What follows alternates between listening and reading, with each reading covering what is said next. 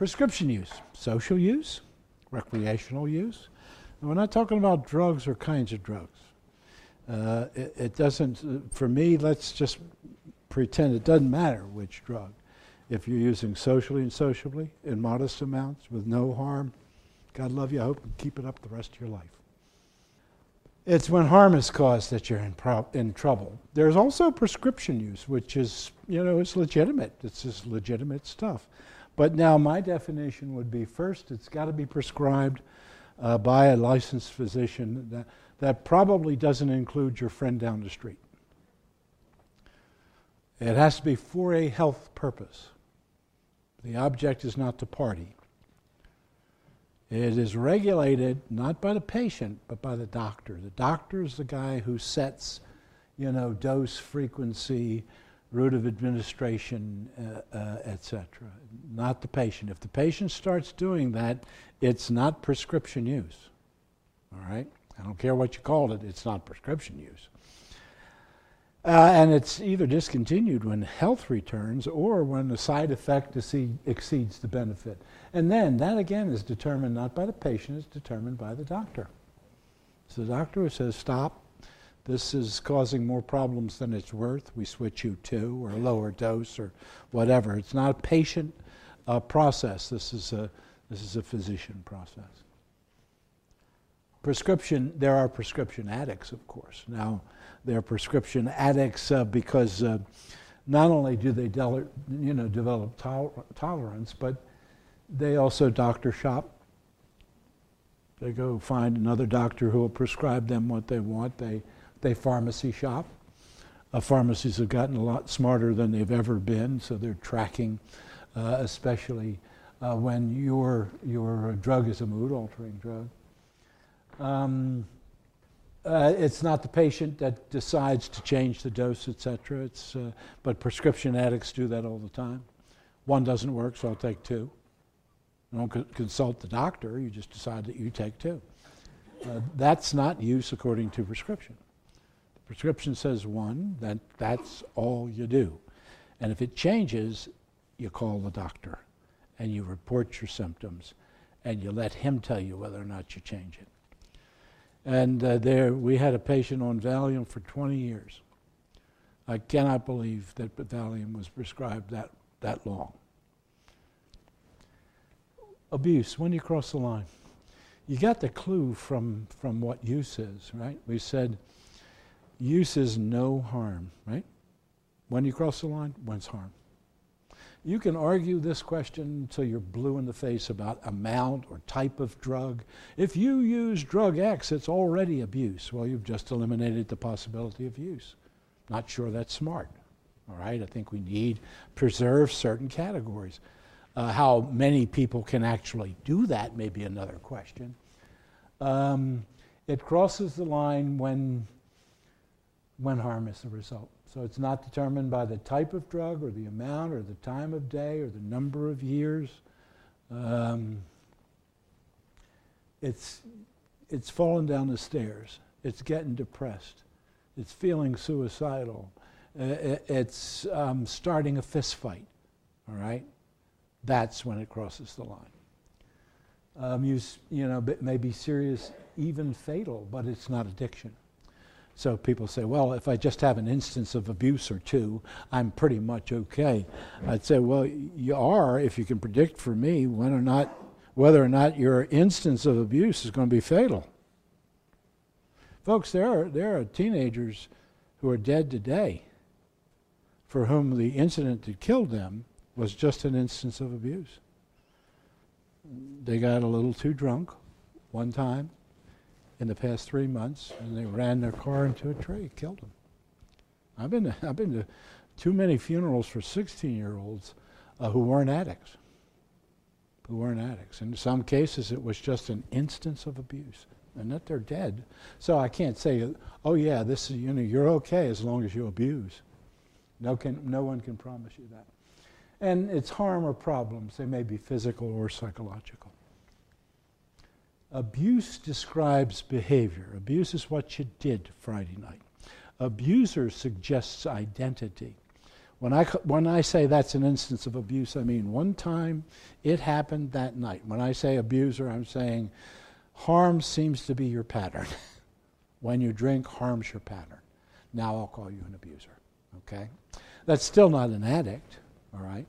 Because there are more criteria necessary for me to step past that line. And if simply using a drug is considered harmful, then unfortunately what you've done is you've taken that and made it disappear from the list. So automatically to say anyone who uses drug X is abusing that drug, as you just said, it's impossible just to use the drug. That's not smart. You have to preserve all those categories. Now, it may be very difficult not to have harm, but preserve the category at the very least. I had a woman ask me once, I don't want you to tell my children that use is possible. All you should tell them is that it's all harmful, and tell them to stop it. Another parent in the same group said, lady, if you don't think they already know what use is, you're really in the dark. What triggers that kind of thinking, and I had a kid say to me once, parents don't think we can be social users. And I said, well, you know the reason for that is, don't you? Fear. They're scared. They're just scared. And so they want to try to protect you as best they can, and they do that by telling you don't do anything. You know, don't smoke, don't drink, don't do anything. And that, the only way I can, promise you positive protection is don't do it. All right? Now, in America, you're talking to a 16-year-old. And all his buddies, or at least he thinks all his buddies, they don't all, but he thinks they're all having fun because they're using drugs. When do you cross the line? Well, before you cross the line, let me talk about one other way that we could talk about it. A lot of people want you to define something that they call psychological dependence, which to my way of thinking is just a crazy term. You know, if it's dependence, can it be just psychological? And I say we've got to agree to define dependence as a physiological phenomenon. Okay? What is dependence? You used a drug to the point where when you tried to stop, you went into some kind of measurable withdrawal. Okay? We can take your temperature, blood pressure, and pulse rate, and they're all spiking because you've been drinking heavily and you stopped. Okay? You've been snorting way too much cocaine and you collapse. Maybe, in fact, suicidal. That's dependence. Got it? I'll acknowledge something that I'll call reliance. I'll tell you how I came upon it. I came upon it when we had a schizophrenic patient who was smoking pot. Now, he didn't do it very often. When he did it, he did a very modest amount, okay? And the only reason he did it is to tamp down his hallucinatory experiences. I couldn't say he was dependent on the drug because it wasn't. I couldn't say he was addicted to the drug because it didn't match criteria. So I sort of created the term, he was reliant on the drug. He was sort of counting on the drug to change a mood state. So a kid who smokes a joint before he goes to the dance, who has no other symptoms, may be called reliant on that drug. If he takes a drink in order to be able to dance, and that's it, doesn't lose control, got it? We're not talking about that. He may be called relying on the drug. Then there's addiction. And addiction involves these three criteria. I tell my graduate students that the mantra is this: 1, 2, 3. All right? The DSM-5 recently has, in some ways, watered down the diagnosis, and I'm not crazy about the new configuration, and I'm not the only one. There seem to be a lot of clinicians who work in this field who are a little upset with the new DSM. It still contains some good criteria, all right? The problem is that it sort of weakened the combination of things. Okay, and I can only explain that to you if I put the DSM-5 in front of both of us. So that's it. A pattern of loss of control. Not a single night of loss of control, all right? A pattern of loss of control. In the earliest stages of the disease, it happens after the first drink. After the first drink wants the second wants the third wants the fourth wants the fifth, got it? In other words, the first drink seems to trigger a compulsive pattern. You keep drinking, all right? The other way to lose control is the inability to resist the drug.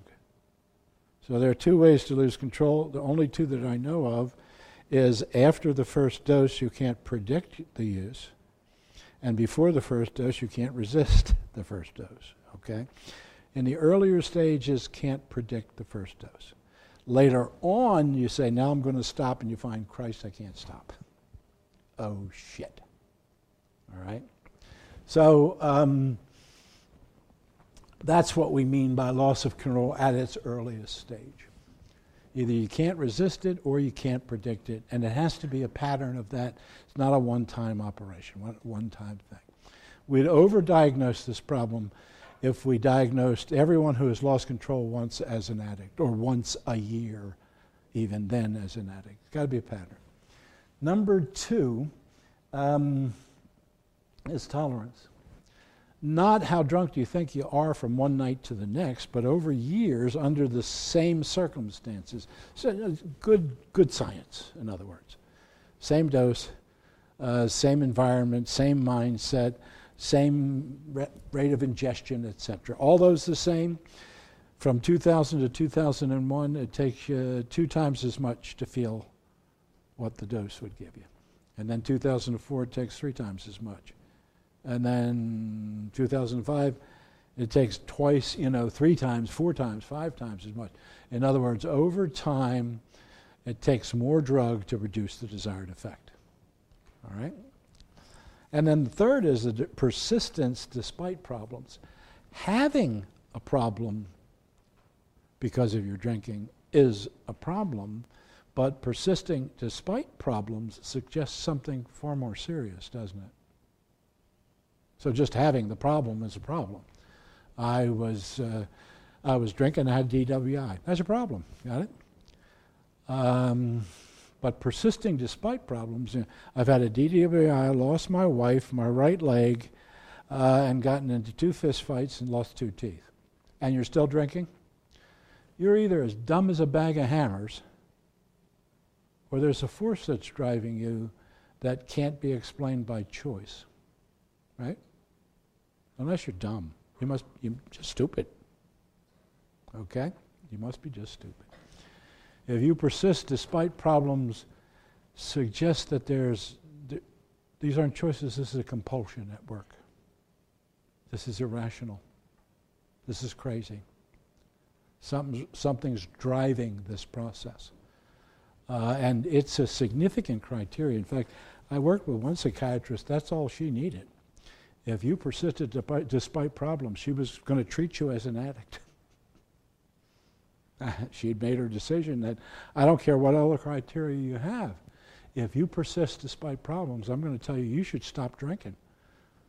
It's not important what name I hang on you. What's important is that I make a recommendation that'll save your life. All right? So everybody has his own. Jesus, let's face it. So that's the mantra. Do you know an addict? Well, you know an addict if what you know is that he has had or she has had a pattern of loss of control in the presence of honest-to-God, real tolerance. Both those are problems, aren't they? You don't need much more. You've lost control. What's your problem? You lost control, for Christ's sake. That's your problem. You can't predict it. All right? Is tolerance a problem? Yeah, you have to use more. You're going to kill more brain cells. Kids will always say to me, I'm really lucky. I'm tolerant. I'll say, no, you're not. You're unlucky. You little shit, you can kill more brain cells. Your friends have passed out by now. They're not killing brain cells. Your little brain's going boop, you know? And then if you persist despite both of those, you should stop drinking. And to some extent, I don't care what I call you, to tell you the truth. I don't care what I call you. So what's loss of control? It's a key symptom. If you can't deny you lost control and you acknowledge you have, then you face abstinence. So the thing that scares addicts most of all is pursuing this question. Is my drinking after the first dose unpredictable? That's a key question. I would tell patients all the time, I'm not here to do anything to help you decide whether or not you can control this or not. Okay? Can you control it? Can you stay away from it as long as you want to? And can you cut it short? There are only 3 ways that I know of getting acutely intoxicated. Ready? Accidental. You're 13. You didn't realize that bottle of red wine wasn't cherry Kool-Aid. And you drank half of it. Got shit-faced and threw up. Accidental intoxication. Intentional. You said tonight, I'm getting shit-faced. And unintentional. I'm going to have 2 drinks and you threw up. The only one that qualifies as loss of control is that 3rd one. Unintended acute intoxication. Well, you know, I just like the taste. That's why I drank that much. I ask you, well, do you like iced tea? Yeah. Well, let me ask you if you can drink 64 ounces of it tonight. You said you like it, right? Oh, and you did that with beer, for Christ's sake. You know? How much whiskey did you drink? 2 pints. Do you like the taste? Some of that stuff tastes like horse piss. You know? The taste of whiskey is nasty. But that doesn't explain why you drank, you know, a quart of that stuff. You won't do it. Drink 2 gallons of milk tonight. Let's see if you can do that. Well, you did it with beer and you did it with whiskey. You drank the equivalent of that. And you don't access it through logic or experience. You know, if you apply logic to this process, you say this. You say, here's my hand, here's my mouth, and here are my feet. I control my mouth, I control my hand, I control my feet. So I should be able to pick up a drink, pour it through the hole of my face, put it down, and walk out, right? If logic is applied, you control your drinking. The question is, what happened when you took that drink and poured it through the hole in your face? Okay? Did you continue drinking? Did you continue drinking even after you said it doesn't make sense to keep drinking? I have to drive home. Yeah. Well, then you've lost control. You've lost control. You feel terribly guilty about what you did when you're drinking. I'd say maybe you lost control because you wouldn't feel so bad if you didn't do it. And so if you did it and didn't mean to, that sounds like loss of control to me. And 3 experiences tell you that. There are signs and symptoms that indicate loss of control. There are control ploys. In other words, addicts and alcoholics will play tricks in order to keep it in an inconvenient place. Try to stick to only beer. Only after 6 p.m. Okay?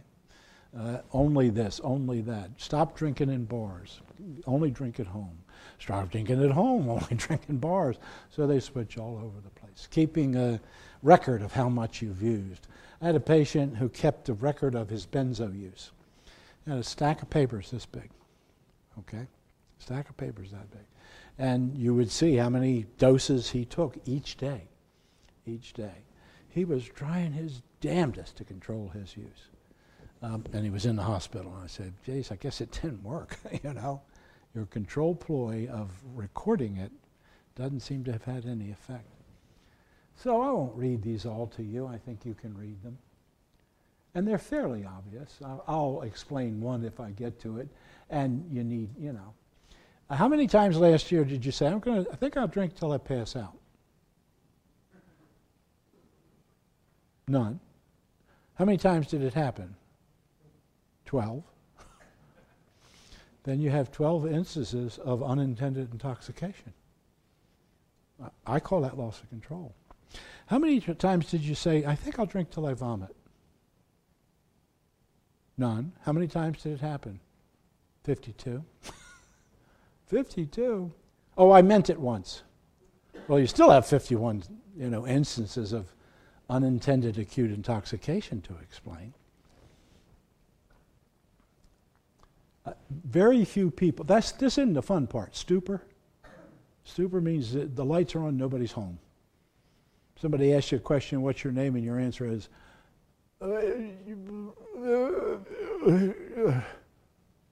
that's serious intoxication. That's about this close to suffocating that little part of your brain that keeps you breathing. Did you mean it to happen? No. Were you embarrassed by it? Yes. Then you must not have been in control that night, right? At least that night. Is that happening regularly? Yes. Sounds like you've lost control.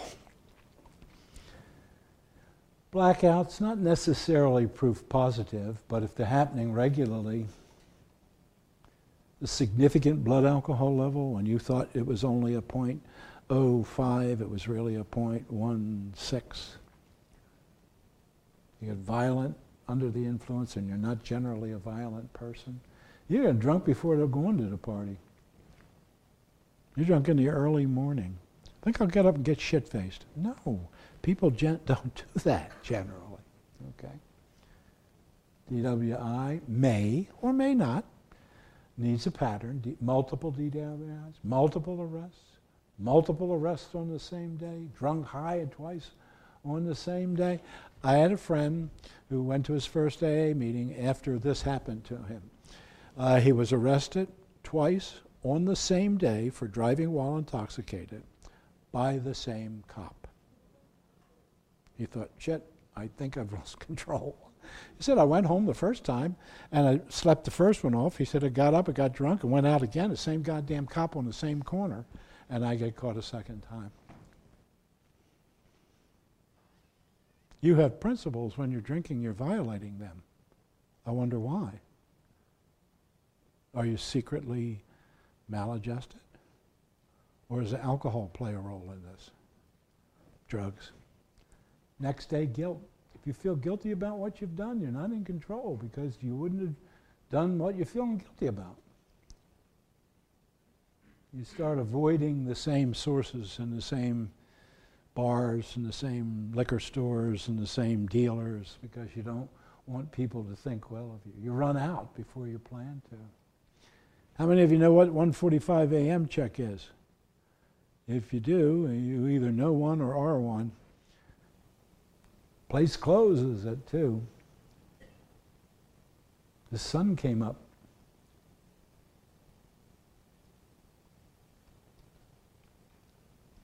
And all kinds of issues,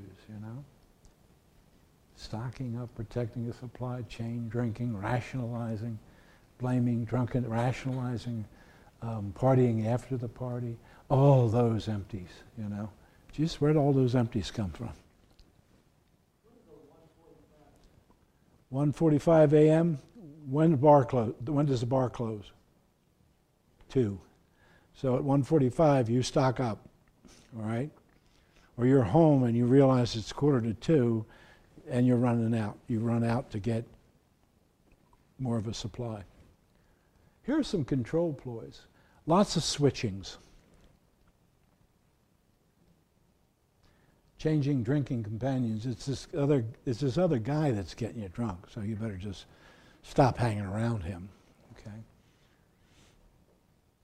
I had a friend who, in fact, did just that. That's how I came up with that one.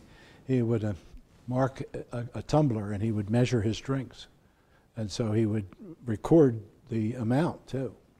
And so what you would find in his little notebook was Monday 2 drinks, Tuesday 2 drinks, Wednesday 2 drinks, Thursday 2 drinks, Friday 2 drinks, Saturday no entry, Sunday no entry, Monday 2 drinks, Tuesday 2 drinks. Good scientist. At least he didn't lie about his data. Or you skip a dose or skip a day if you're a prescription user. You go clean for the weekend. keep a record. You buy only 6, all right? Your refrigerator, just a fixed number of cans, right? So when the cold ones are gone, you're done, right? You know what happens after that, don't you? Warm beer or whatever. Trying to stick to only weekends. Alternating alcoholic and non-alcoholic drinks. All tricks. Tricks to get you to think you're going to be able to control this. More potent with less potent drugs. So a cocaine addict will switch to marijuana and then back to cocaine, playing that game, hoping that it will help him control his drinking. There's a young girl who was a basketball player at a local Catholic high school, and she would control her drinking by putting $2 in her wallet and going out to a bar in Towson. Okay? She'd get to the bar in Towson, and she was going to have you're going to have 1 beer for $1, 2 beers for $1, go home, right? Sounds reasonable. Guess what happened after the second $1 was gone? If you've done it, you hustle drinks. You just hustle drinks. And she'd get some guy at the end of the bar, and then she'd schmooze him and drink. There was in this, I'll never forget this one, I read it in Ladies Magazine. Ladies, if you're having trouble controlling your drinking, do this. Go out and buy some poker chips, all right? Decide before you go to the party how many drinks you're going to have, drugs, snorts, doesn't matter. Put that many poker chips in your left pocket. So if you've decided you're going to have 3 drinks, 3 chips go in your left pocket. Each time you take a drink, you will remove 1 chip from your left pocket and you'll put it in your right pocket. If your left pocket is empty, you have finished drinking for the evening and you will now switch to water or go the hell home. First of all, if you saw a woman at a party doing that, what would you think? You'd say, my God, what are you doing? And she'd say, I'm controlling my drinking. And you'd say, oh, you've lost control? And she would say, no. The only people I know who try to control their drinking are people who can't control it. You know, if willpower works, it works. You don't have to do these tricks, okay? Now, you know what does happen when she gets all her poker chips to the right-hand pocket, don't you? No, she forgets which pocket she started with. She's not stupid, right? Or you got number 2, yeah. She sneaks them back into the left pocket when nobody's looking. Or she turns her pants on backwards.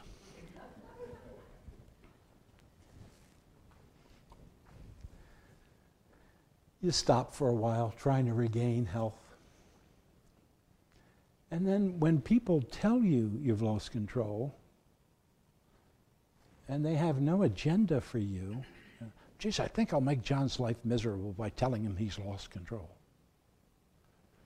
When that many people start telling you you've got a problem, well, let me go back to that you have a problem with control, you know, you better start looking at it, okay? So add up the numbers of people. Here's tolerance. When you need to increase the amount in order to produce the desired effect. So it kind of looks like this over years. Or the same amount produces a diminished effect.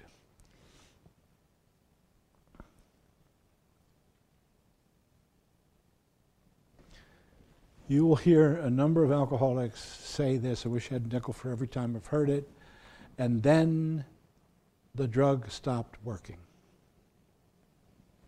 The drug never stops working. You drink 3 beers, you have a predictable blood alcohol level. It depends on how many beers, how many ounces of blood. You put one in the other, you've got a blood alcohol level, all right? So that isn't altered. The reason you don't feel the effect is because you're tolerant. It takes more of the drug to produce it, and you haven't increased the amount. Now, if you switch to 2 drugs at the same time, that's another way to play a tolerance trick on yourself, okay? Tolerance is a problem, all by itself. If you have no other problem, you got a problem. The problem is tolerance. Not from one night to the next. You can only tell tolerance when you're scientific about it. Even the same mindset in the same setting. If you have 2 glasses of wine with a beautiful woman on a Saturday night in front of a blazing fire, you will feel slightly more intoxicated than if you had the same 2 glasses mowing the lawn. All right? So mindset and setting can affect how drunk you think you are. Real tolerance means that doesn't count. And then continued use despite contraindication. You keep using the drug despite consequences. We've had people who were faced with either stop drinking or get divorced, and guess what they chose? To continue drinking. What does that mean? It doesn't mean that you don't love. It means that you love one thing more than another. Wow. When love of an intoxicant outstrips your love of a human being, you may have made a bad marriage. Or it may be that the drug has greater value for you than a human relationship. I would want you to rethink that.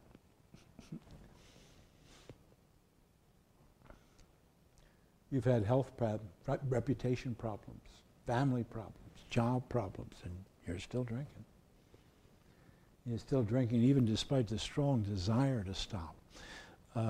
It takes willpower to stop, but don't depend on it as a way of keeping stopped, all right? Aided willpower can be useful. Unaided willpower, do it on your own on the basis of will, I ain't betting on your chances. I'm sorry. I don't give you a good shot at staying sober if it's just willpower you're using. Willpower against addiction is about as effective as an umbrella against a hurricane. Umbrellas are perfectly useful. Hurricanes are have greater force. It's as simple as that. And that's a real question. I mean, the real question you're after is, do we have a pattern of loss of control, which is a problem all in itself?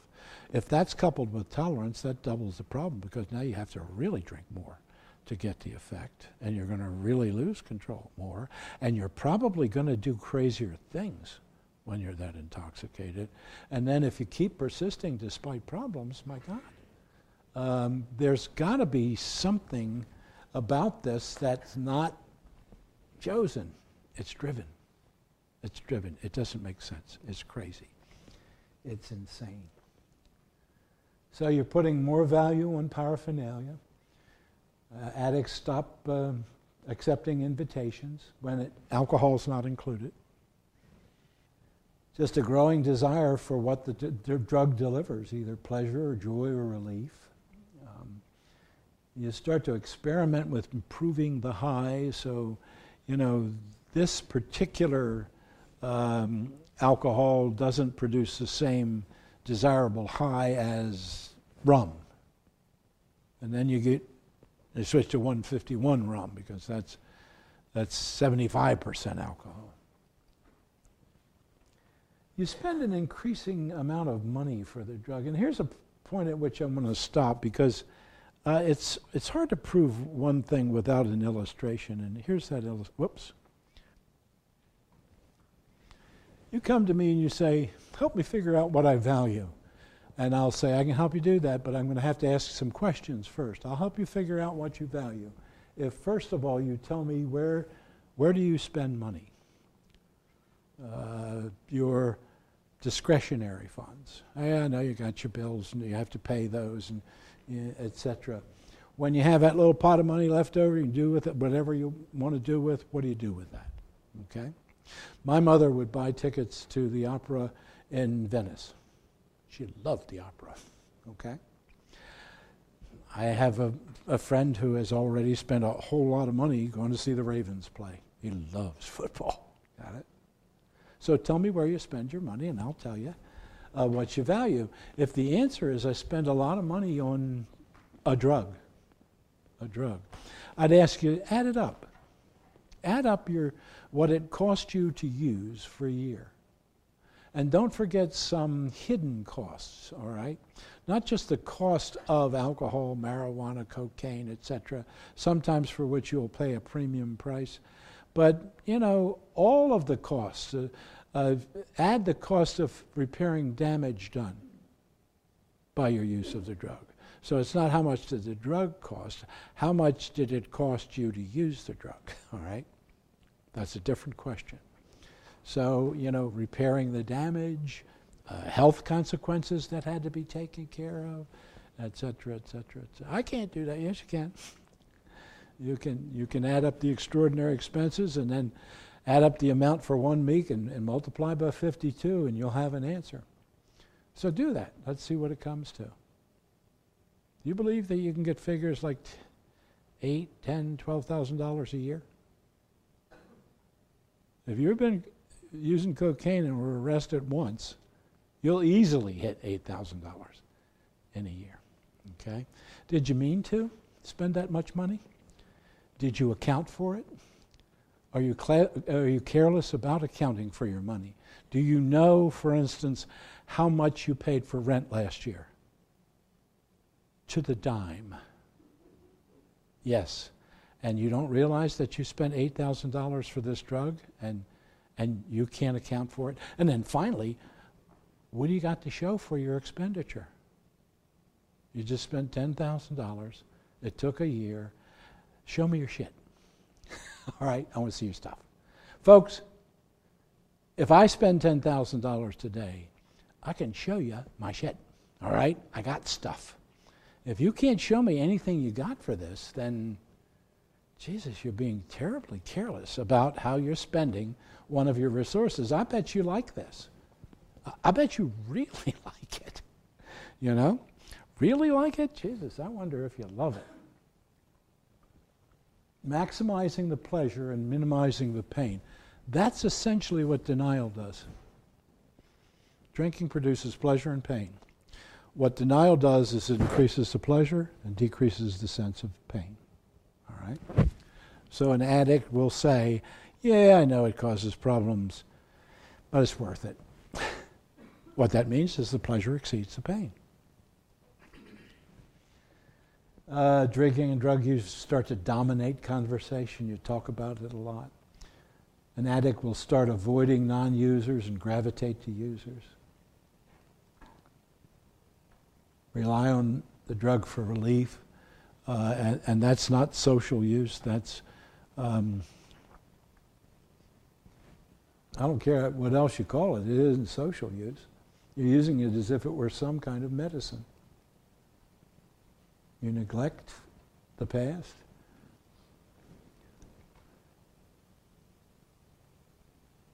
You used to play softball. You don't play softball anymore. You forget the interest, activities, agendas of other family members. You have trouble limiting your use to an appropriate time and an appropriate place. You get self-conscious about your drug use. And time spent sober feels boring, and time spent high feels brief. Second question, what do I value? We got money, so let's take time now. When you have time to spend as you will, whenever you will, on whatever you will, how much time do you spend on a particular activity? Again, I have a friend, football season, all Saturday and half a Sunday. That's all he does on the weekend, watch football. He likes football. No, he loves football, all right? He doesn't like football, he loves football. How much time, when you have discretionary time that you can spend as you will, how much time do you spend drinking, sobering up, and looking forward to drinking? Suppose I said to you, I want you to go to an AA meeting for all of the time that you spent thinking about drinking, etc., alcohol. You know what you're going to say to me? Christ, there's not that many AA meetings. You can't do that. Because you start to realize that this consumes enormous amounts of my time. That I look forward to it, that I drink it, that I'm recovering from it, that I had to go to court, that, and the time starts to add up. And you better start wondering, why is this same activity, in fact, causing me to spend that much time on it? You hurry through the routine to get to the drug. Even after common sense and past experience tells you this isn't safe, you keep using it, you know? Most people cherish common sense. If it tells you you shouldn't keep this up and you keep doing it, then you have working for you a force more powerful than common sense. And hell, if common sense isn't a good educator, what about past experience? I mean, how many times do you have to touch the stove before you realize it's hot and you shouldn't touch it? If you keep that up, you've got a force at work in you that is more powerful than something that's pretty powerful, past experience. You prefer companions and environments that mask use. I had a patient walk in the first day he was there. He said to me, "Everybody I know drinks as much as I do." And I said to him, "I know you found them all." And 2 years later, he said, "We were exactly right. You pissed me off like crazy." Because that's exactly what happened. I gravitated to other drinkers because it helped me avoid it, helped me deny it. Okay. You rearrange schedules to suit your use of the drug. A lawyer would not see clients Friday afternoon and Monday until noon. She was reserving time. She was rearranging schedules because she knew that you get an early start on the weekend and wouldn't have to show up hungover on Monday. Of course, she had trouble not showing up hungover on Monday as time went on. People don't, they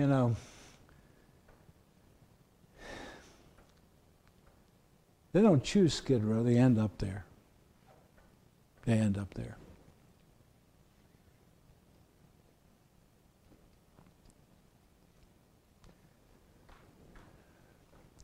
Denial increases. Start to ridicule straight, sober people. If you think, oh, well, all sober people are just a bore, then you're sort of denying your addiction. You associate drinking and drugging, even with routine activities. I mean, you have a glass of booze in the shower. Huh? Preoccupation with the drug. Preoccupied with the next use of the drug. Again, as you can see, we're going to go for that. What's that tell us? So here you are. You're spending your time, your money, and your mind on a drug. How much time, psychic time, does this take up? And if you say, I think about it a lot. My conversations focus on it a lot. I experiment with different kinds of alcohol. I've started my own home brewery, all right? That's starting to consume a lot of time and money and energy.